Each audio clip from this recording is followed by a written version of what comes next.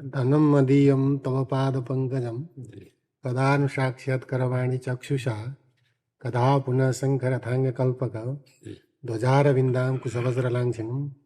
इसी को चरितार्थ करने के लिए दास बहुत प्रयत्न। हाँ बिल्कुल, भगवान के चरणों का स्मरण करते रहिए और नाम न छूटे, सब आ जाएगा। देखो, हम लोगों को कोई कमी नहीं है जानकारी की, किसी को भी आप, जानकारी सबको है, लेकिन जानकारी का प्रयोग करने की सामर्थ्य नहीं है।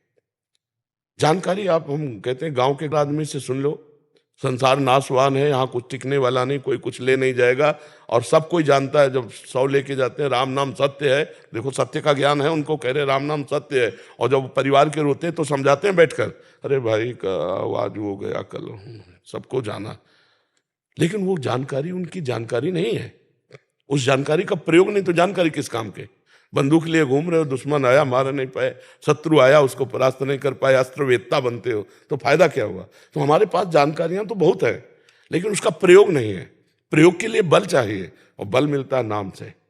जितना भजन करोगे उतने अध्यात्म बलवान बनोगे। अगर भजन नहीं है तो उपदेश हो सकता है, प्रणाम नमस्कार मिल सकते हैं, रुपया पैसा मिल सकते हैं, वाहवाही मिल सकती है, लेकिन भगवान का साक्षात्कार नहीं हो।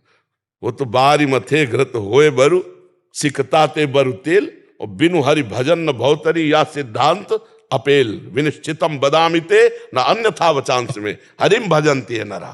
खूब डट के भजन भजन, बस जानकारी तो इतनी है कि पूछो मत। उपदेश पे उपदेश हो रहे हैं, उपदेशों की कमी है, लेकिन पलट करके जब तो जीरो पे सुई खड़ी है, कोई नंबर नहीं आया, अध्यात्म की कोई भूमिका नहीं, जीरो पे, तो फिर वो कैसे उत्तम होगा? हमारी जानकारी हमको अध्यात्म की भूमिका पर चढ़ावे, हम द्वंद्वों को सहें, हमारे अंदर वो योग्यता आवे जो संतों की लक्षण बताए गए हैं, वो भजन से आएंगे। सबको जानकारी है, जैसे हम जानते हैं ये गलत है, फिर भी हम कर रहे हैं। क्यों? क्योंकि हमारे पास भजन की कमी है। भजन का बल ना होने के कारण इंद्रिया मन बलवान होकर हमसे असत क्रिया करा लेते हैं। उन्हें भजन बल है ना, तो जैसे सेल हटा दो दीवाल घड़ी का, तो मिनट पे मिनट, घंटे पे घंटे सुई वहीं ठप, ऐसे वहीं ठप। राधा तो राधा, वहीं मन और इंद्रियां बिल्कुल एक मिलेंगी। ऐसा नहीं कि उनकी ताकत हो कि घसीट ले। अभ्यास किस बात का, साधुता किस बात की, भजन किस बात का? अब भजन नहीं करेंगे तो फिर बहुत जन्मों से गुलामी है, ये इंद्रिय और मन की बहुत जन्मों से गुलामी है, और इनकी गुलामी से हटे बिना स्वराज सिंहासन पर नहीं बैठ सकते, आत्मस्वरूप में स्थित नहीं हुआ जा सकता। प्रीति जी दिल्ली से। राधे राधे गुरुदेव, आपके चरणों में कोटि कोटि प्रणाम। महाराज जी, क्या ध्यान के दौरान होने वाले ऐसे अनुभव जैसे भगवान के दृश्य या किसी भी प्रकार के दृश्य, आवाजें, ईश्वर से संवाद, ये वास्तविक है? ये कोई मानसिक या भावनात्मक स्थिति भावना की है, भावना की है। जैसे भावना करते हैं ना, वैसे ही हमको अनुभव होने लगता है। कई बार जैसे एकांत में बैठे होते हैं तो हमारा जो भावना चल, तो बाहर से बुला, आपने बुलाया क्या, आपने कुछ कहा क्या? नहीं, तो हमारी अंदर की जो एक आवाज है, वो जब गाढ़ भाव होता है तो वो शब्द रूप धारण कर लेती। बाहर कोई शब्द नहीं है, पर हमारे कान में शब्द सुनाई दे रहा है। सामने कोई रूप नहीं है, पर हमारी भावना के अनुसार रूप झलक रहा है। ये थोड़ा ध्यान की एकाग्रता, इस पे ऐसा होता है। अभी सत्य वस्तु का साक्षात्कार इसे नहीं कहा जा सकता, वो अलग होता है। ये गाढ़ भावना में ऐसा हो जाता है, जहां हमारी एकाग्रता हुई थोड़ी, तो भजन हो रहा है, इसलिए भावना के अनुसार झांकी। अगर हमारी गाढ़, तो ऐसा लगेगा शब्द भी सुनाई दे रहा है, वो नेत्र भी हमारी तरफ खोल कर वो देख रहे हैं, पर वो साक्षात्कार नहीं होता अभी। और आगे बढ़ना, ये भगवान इसलिए लुका छिपी का खेल खेलते हैं कि हमारा चित्त कहीं जाए ना, प्रभु में समर्पित हो जाए और पूर्ण तन्मयता से हम भगवान को प्राप्त हो जाए।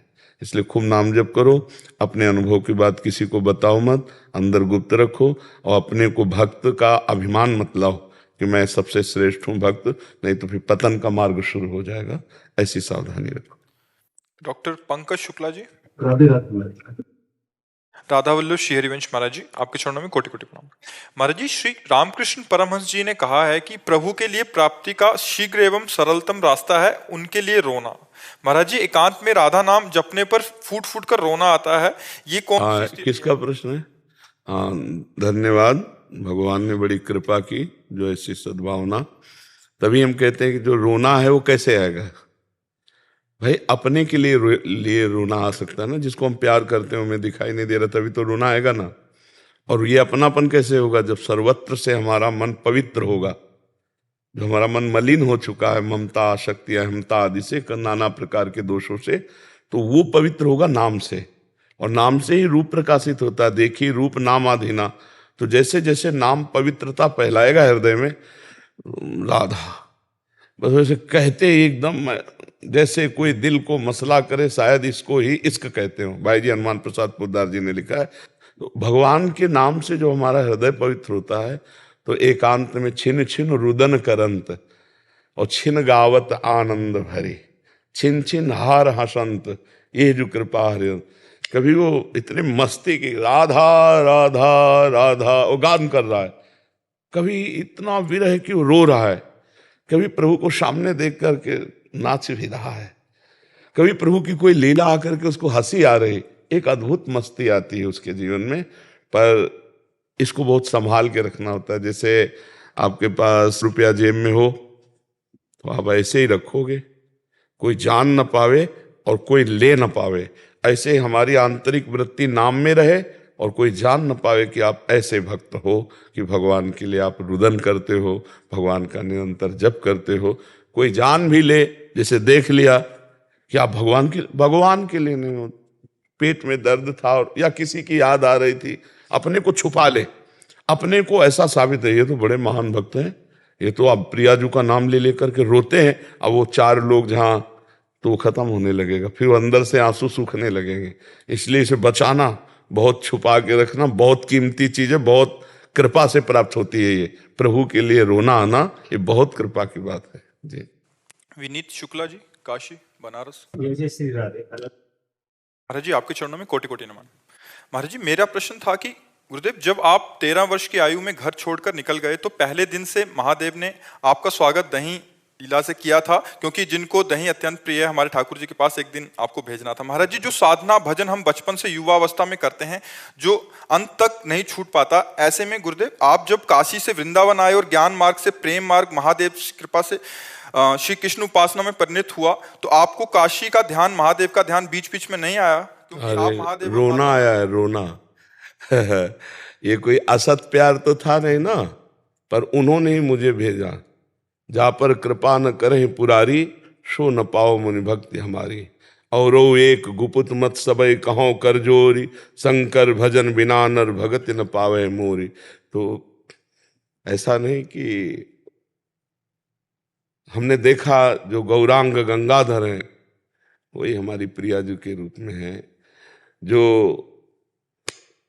काली है वही कृष्ण है, कोई अंतर नहीं है। बस लीला में तो ऐसा नहीं कहा जा सकता कि भगवान शिव का विस्मरण हो गया, ऐसा नहीं, ऐसा नहीं है, आज भी नहीं है, ऐसा नहीं है। अंतर की जो शतवृत्ति है वो मिटाई नहीं जा सकती, बदली जा सकती है। तो वो आसक्ति बदल करके प्रिया प्रीतम की तरफ आई, उन्हीं की कृपा से आई है।